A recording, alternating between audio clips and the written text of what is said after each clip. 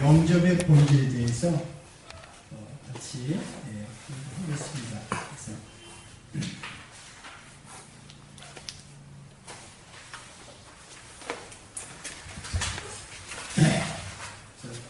요한복음 1장 12절 말씀이죠.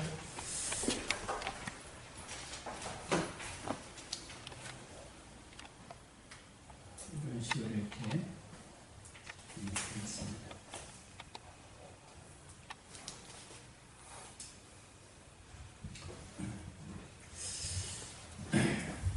그래서 이제 우리가 이제 첫 번째는 왜 영접을 해야 되냐? 왜 영접을 하지 않으면 안 되냐? 영접을 해야 하는 원인에 대해서 보시겠습니다. 그래서 원래 우리는 이제 성경에 하나님을 원하시는 것은 창세기 1장 27절에 보시면 우리 인간을 하나님이 하나님의 형상으로 만들었다. 이 하나님의 형상으로 만드는 것이 끝나는 것이 아니고 이 하나님의 형상으로 만들어진 우리 인간에게 하나님이 사명을 주셨어요. 사명. 이 사명이 바로 뭐냐면 창세기 1장 28절이죠. 이것이 바로 뭐냐면 너희는 생육하고 뭐하라? 번성하라. 그래서 생육하고 번성하고 다스리고 정복하고 충만하라. 이것이 하나님이 하나님의 형상을 입은 인간에게 주신 사명임을 여러분이 믿으시기 바랍니다. 네. 그래서 우리 사람을 만든 목적이 있어요. 소위의 문답에 보면 우리 사람을 만든 그 목적이 있다. 하나님 왜 우리 인간을 만드셨나? 이 사람을 만든 목적이 두 가지잖아요. 그죠? 첫째는 하나님을 어떻게 해요? 영화롭게. 그렇죠. 하나님을 영화롭게 하게 하신 거예요. 하나님 영화롭게 하는 게 첫째 목적이라면 두 번째는 그 하나님과 더불어서 어떻게 해요? 영원토록 그렇죠. 즐거워하는 그런 삶을 살기를 원하시는 것이 주님이 우리에게 원하신다는 것이죠. 그래서 이 원론적으로 보면은 그 인간의 본질은 뭐냐? 우리 인간의 본질은 성경에서는 뭐라고 말씀을 하시냐면 우리 인간은 원래는 영원한 행복을 누릴 놀라운 축복을 가진 존재라 그래요. 그래서 영원한 행복과 영원한 누림과 영원한 축복만 누렸던 것이 우리 인간의 원래의 존재인 줄 여러분이 믿으시기 바랍니다. 그러니까 이게 우리의 대상. 인간은 그러니까 정말 하나님의 말씀만 살면 영원한 축복과 영원한 행복과 영원한 누림을 누리는 축복의 대상이심을 여러분이 믿으시기 바랍니다. 근데 이제 인간은 문제가 생겼다고 했어요. 인간의 문제라는 게 인간의 타락이죠, 타락. 인간은 어쩔 수 없이 타락으로 인해서 하나님과 떨어지는 삶을 살 수밖에 없었다. 네? 그래서 육신적으로는 어떤 삶을 살았냐? 타락으로 인해서 육신적으로는 고통과 무슨 삶을 살아요? 수고의 삶을 살 수밖에 없었다. 육신적으로는 고통과 수고의 삶을 살 수밖에 없었고, 그 다음에 영적으로는 어떤 삶을 살았냐면 아주 공허한 삶을 사는 거야. 공허한 삶을 사는 거야. 응? 헛되고 공허한 삶을 산다. 그리고 이제 본질적으로는 어떻게 해요? 본질적으로는 어떻게 해요? 아주 무슨 삶을 살아요? 진노의 삶을 살 수밖에 없는 것이 타락의 무서운 결과라는 것이죠. 타락의 무서운 결과. 그래서 이제 그 타락의 결과는 뭐냐면은 성경에 보면은 땅은 뭐를 받았어요? 저주를 받았다 그래. 땅은 저주를 받고, 그래서 가시덤불과 그렇죠. 엉겅퀴로 뒤덮인 어쩔 수 없는 수고의 삶을 살 수밖에 없었다는 것이죠. 그래서 남자는 그렇죠. 이마에 땀을 흘리는, 이마에 땀을 흘리는 삶을 살 수밖에 없었고, 여자는 어떤 삶을 살았어요? 세상의 그렇죠. 고통. 잉태의 고통을 당하는 이런 삶을 살았는데, 이 삶이 어떤 삶이냐면 인간의 힘으로 행할 수는 어떻게 해요? 어쩔 수 없는 삶이라는 거죠. 그러니까 이 삶의 연속이 고난이고 이 삶의 연속이 괴로움이다. 그래요. 그러니까 하나님은 우리를 통해서 영화롭게 하기를 원하셨는데 인간이 이 모습으로는 하나님을 영화롭게 할 수가 없었어요. 그래서 하나님이 우리 인간에게 영접을 통해서 다시 한번 이것을 해결할 수 있는 뭘 주셨어? 기회를 주신 거예요. 기회. 영접을 통해서. 그렇죠? 그래서 이 영접의 의미가 뭐냐? 영접의 의미라고 합시다. 영접이라는 건 뭐를 말하는 거냐면 이것을 해결할 수 있는 또 다른 기회를 주셨다. 이것을 이제 성경은 우리가 보여주죠. 그래서 이제 이것을 해결할 수 있는 유일한 길이 뭐냐? 하나님이 인간에게 또 다른 언약을 주셨다는 거예요. 그 또 다른 언약을 우리가 이제 말하는 은혜 언약이라. 그 은혜 언약의 실체가 바로 누구냐면은 창세기 3장 15절. 이분이 바로 누구야? 여자의 후손인데 이 여자의 후손은 뭐냐면 이 모든 저주와 공허와 진노의 삶을 해결할 수 있는 회복의 기회. 그래서 오직 우리는 예수 그리스도를 통해서 이 놀라운 것을 회복할 수 있는 기회가 됨을 여러분 믿으시기 바랍니다. 그래서 우리가 이제 예수 그리스도를 통해서 이런 놀라운 회복을 되찾는 것이죠. 그래서 이제 어떻게 되냐면 우리가 예수님을 믿게 되면 어떻게 되냐? 예수님을 믿게 되면 여러 가지 놀라운 일이 이제 생기는 것이죠. 여러 가지 놀라운 일이 생기는데 그것이 바로 뭐냐면 형상을 회복하게 됩니다. 형상. 잃어버린 하나님의 형상을 회복하는 놀라운 축복이 있음을 믿으시기 바랍니다. 여기에서 잃어버렸잖아. 네? 인간이 타락으로 잃어버린 것을 예수 그리스도를 통해서 다시 한번 회복하는 것이죠. 그래서 이제 예수를 회복하면 놀라운 게 뭐냐면 육의 문제가 해결돼요. 육의 문제. 육신의 문제가 해결이 된다. 예. 그래서 그 다음에 영의 문제가 해결되는 것이죠. 영의 문제, 육의 문제와 영의 문제가 해결이 된다. 예. 그래서 이렇게 육신의 문제는 어떤 문제냐면 우리가 삶 속에서 고통과 수고의 삶을 사는 삶 속에서 고통과 수고의 삶은 이 수고의 문제가 해결이 된다는 것이고 그 다음에 영의 문제라는 건 뭐냐면 우리의 영혼과 장차 이 내세의 문제가 해결되면 여러분 믿으시기 바랍니다. 예? 그래서 이것을 하나님이 우리에게 회복을 주신 거예요. 그래서 우리가 내가 예수를 영접한다는 건 그냥 교회를 다닌다 안 다닌다 이런 차원을 말하는 것이 아니에요. 이런 차원을 말하는 것이 아니라 우리가 예수를 정말 영접하고 그분이 나의 구세주고 나의 구원자라는 확신이 들 때 우리는 이제 어떻게 되냐면 인간이 모든 근원적 문제 인간의 모든 근원적 문제가 예수 안에서 어떻게 해요? 해결됨을 여러분 믿으시기 바랍니다. 네? 예수 믿으면 이 모든 문제가 해결된다는 거죠. 그래서 예수 믿으면 어떻게 해요? 보라 이전 것은 지나갔으니 새 것이 되었다.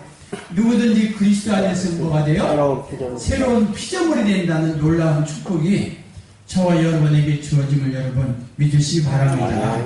그러면 이제 우리가 영접을 했다는 말이 무슨 말이냐? 이 영접의 상태는 어떤 것인가? 내가 영접을 했다는 것은 구체적으로 뭐를 말하는 것인가? 성경에서는 이것을 우리에게 말해주고 있다는 것이죠.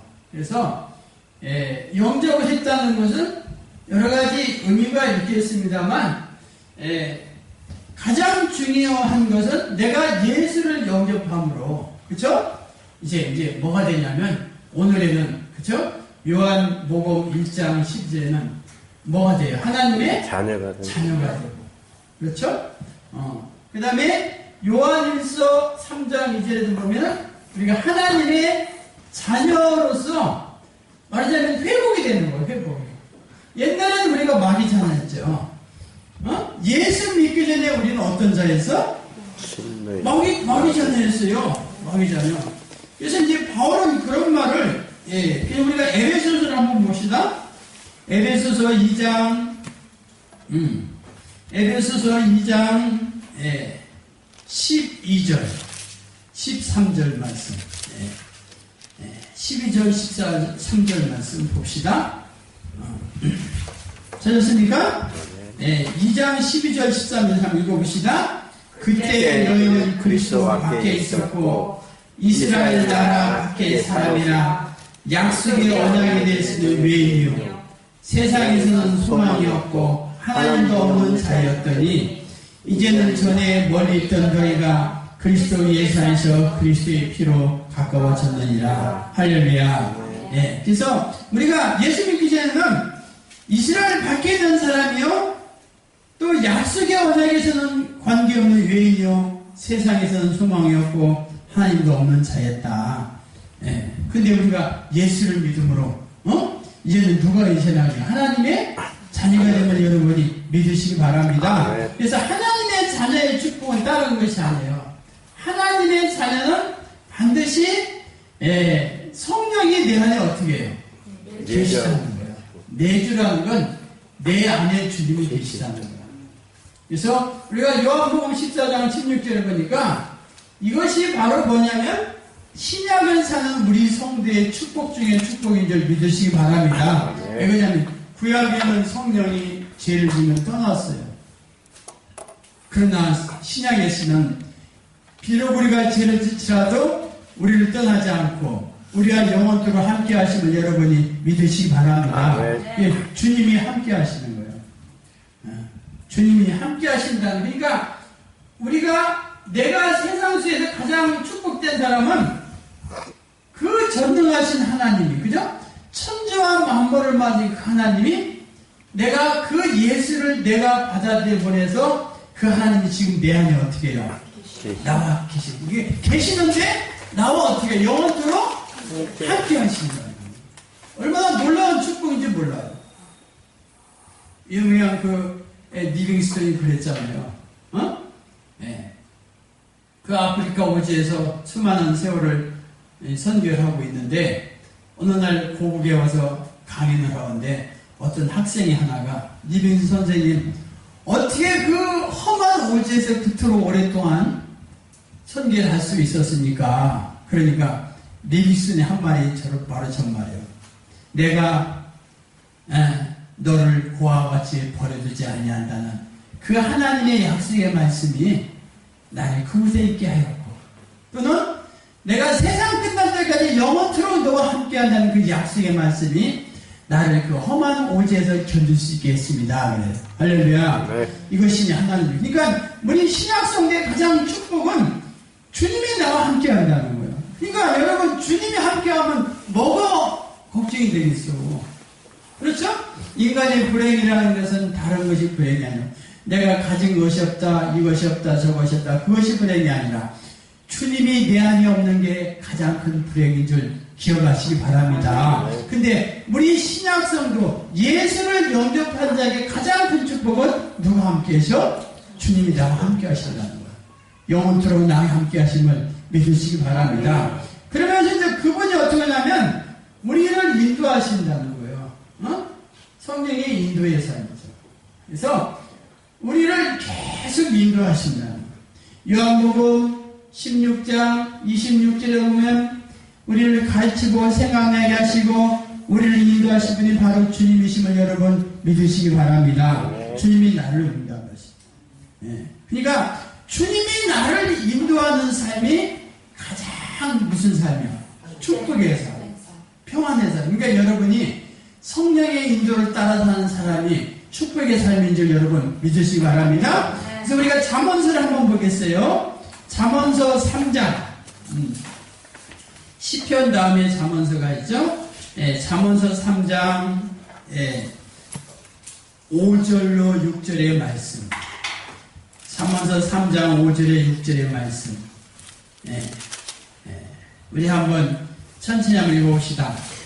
너는 마음을 다하여 여호와를 신뢰하고 내 명철을 의지하지 말라.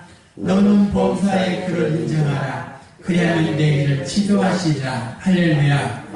주님이 너는 내 마음을 다하라. 이 마음을 다하라는 건 구약에 주님이 우리에게 하신 말, 마음과 뜻과 정성을 다해서 네 목숨을 주 너의 하나님을 사랑하라 그러죠. 그래서 네가 마음을 다해서 그 하나님을 신뢰를 하는 거예요.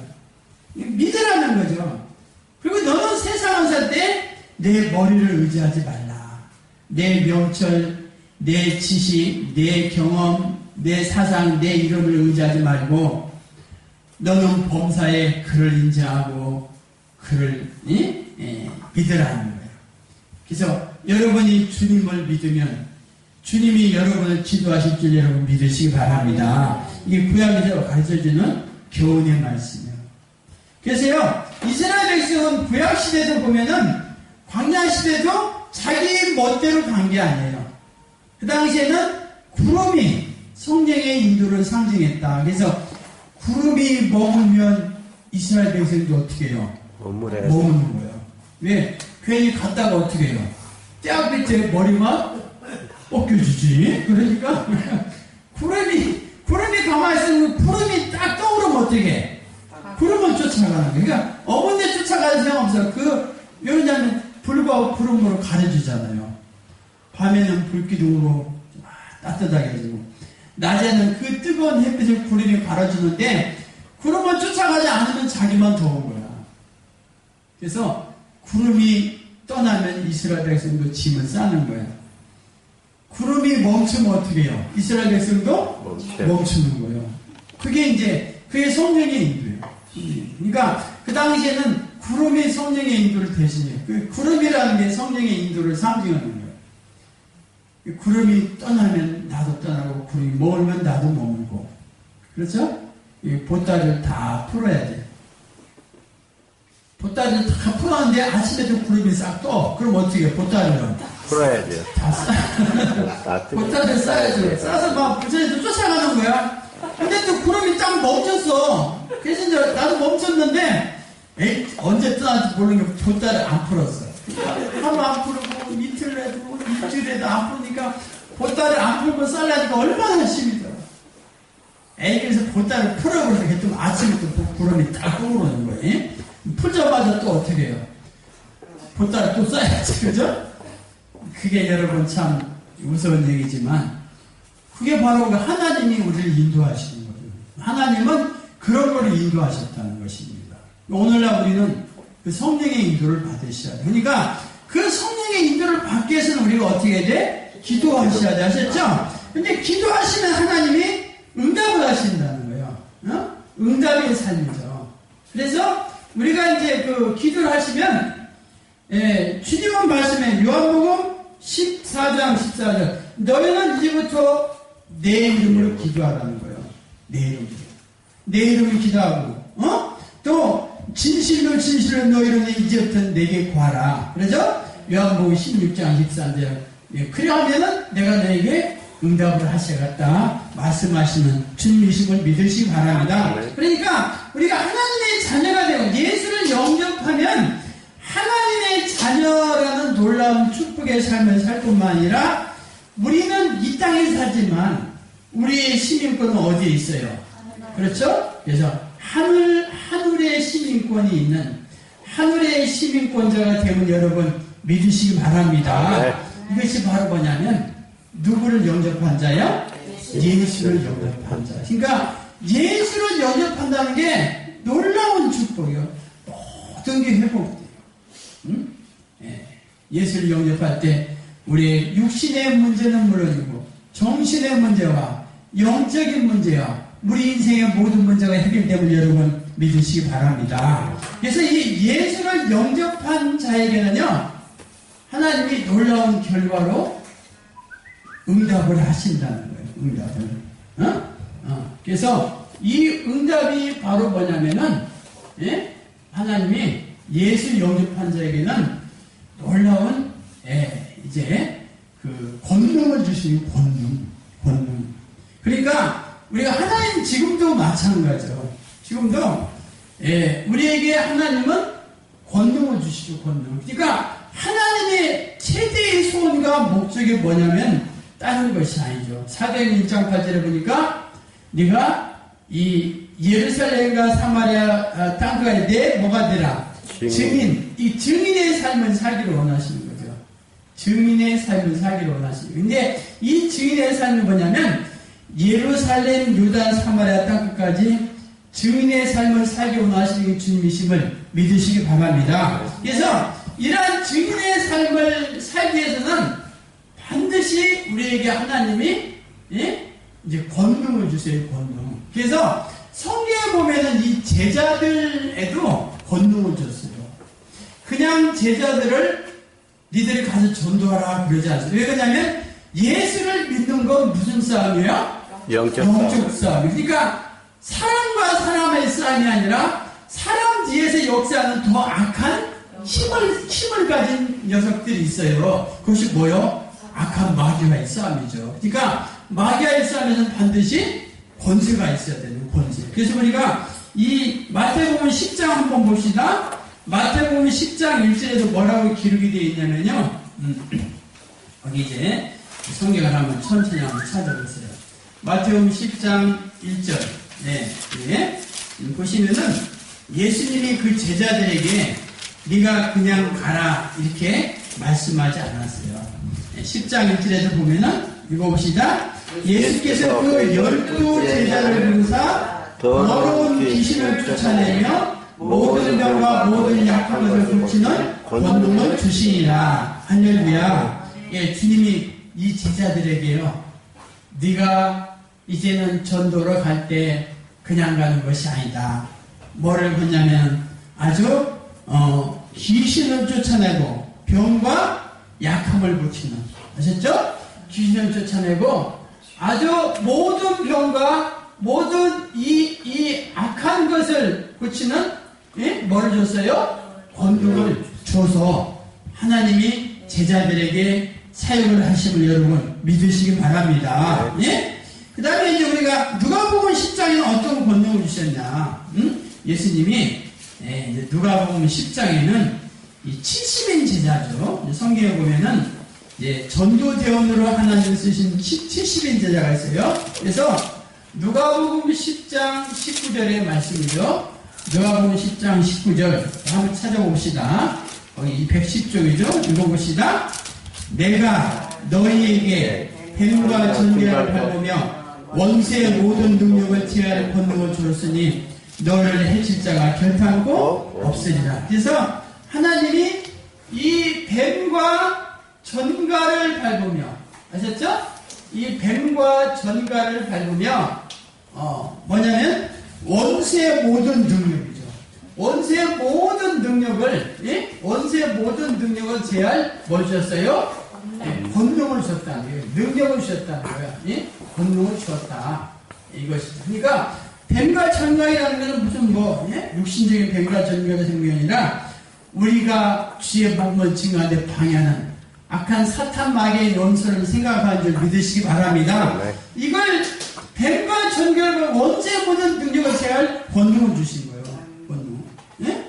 그 다음에 뭐냐면 우리가 마가복음에 보면요, 마가복음 16장 이 17절로 18절의 말씀에는 어떤 말씀이냐? 여기에는 17절로 18절의 말씀에는 하나님이 이제 우리에게 그 제자들에게 또 놀라운 말씀으로 권능을 줬으면 이제 기록이 되어 있어요. 그래서 마가복음 16장 17절로 18절의 말씀을 읽으니까 뭐라고 했어요?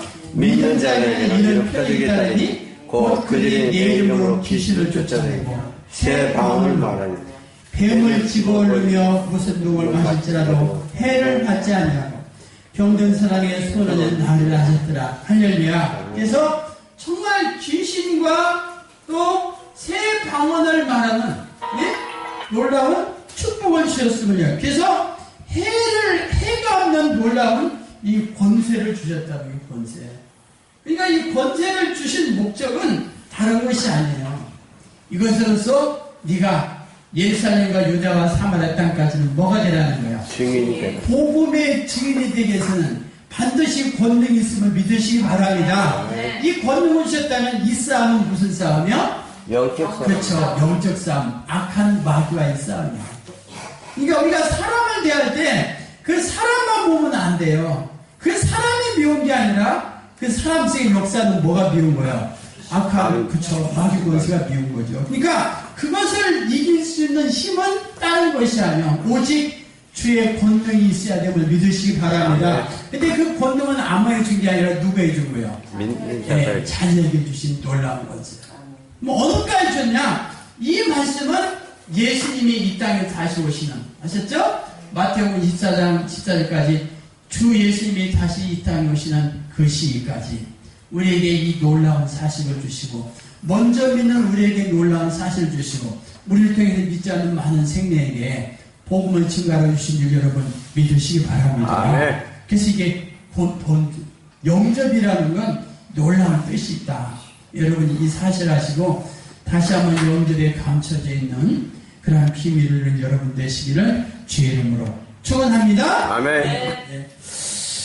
이제 여기 보시겠습니다. 네.